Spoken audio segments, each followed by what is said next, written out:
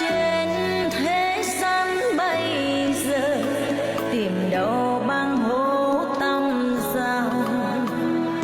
bon chen với bao gian dối